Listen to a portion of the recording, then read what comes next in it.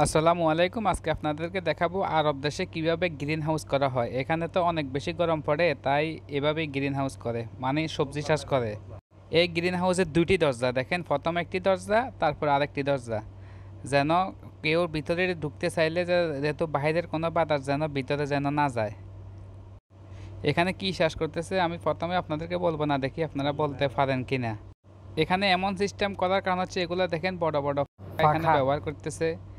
আর এগুলো সম্পূর্ণ মাটির মধ্যে, কোনো কিছুই নাই, সম্পূর্ণ বালতির মধ্যে রামেল তো বুঝবেন না হয়তো, বা বালু আর কংক্রিট দিয়ে এখানে এই এই সবজিগুলো চাষ করতেছে। এগুলো কিসের চাষ করতেছে একটু পরে আপনারা বুঝবেন। একজন মানুষ এখানে কাজ করতেছে, আপনারা দেখতেছেন।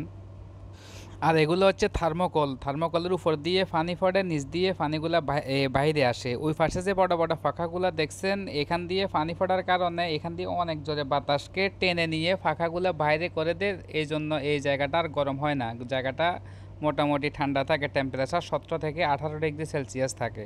তাই আর গাছগুলার কোনো ক্ষতি হয় না। এই গ্রিন হাউসে 4-5 জন বাঙালি ভাই কাজ করে। তাদের প্রত্যেকজনের বেতন বাংলাদেশে প্রায় 30 থেকে 40 হাজার টাকার মতো পড়ে। ডিউটি কেউ 10 ঘন্টা করে, কেউ 12 ঘন্টা করে। দেখেন প্রতিটা গাছের ডগায় ডগায়, গাছগুলোর বয়স সর্বোচ্চ 30 থেকে 35 দিন হয়েছে, কিন্তু অনেকগুলো শশা ধরেছে। ওনারা আমরা জিজ্ঞাসা করছিলাম যে কাম কাজ আপনার কীরকম চলতেছে, উনি বলতেছে আলহামদুলিল্লাহ ভালোই। বেতন পাই কিনা জিজ্ঞেস করছিলাম, ওইটা বলতেছে হ্যাঁ মাসে মাসে বেতন পেয়ে যায়। পাখাগুলো দেখেন কত বড় বড় পাখা, মোবাইলের মধ্যে কীরকম দেখা যাইতেছে ঠিক বলতে পারতেছি না। আসলে পাখাগুলো অনেক বড় বড়। ওই পাশ থেকে পানি পড়তেছে থার্মোকলের মধ্যে, আর এই পাশে পাখাগুলো অনেক জোরে বাতাসগুলো বাইর করতেছে।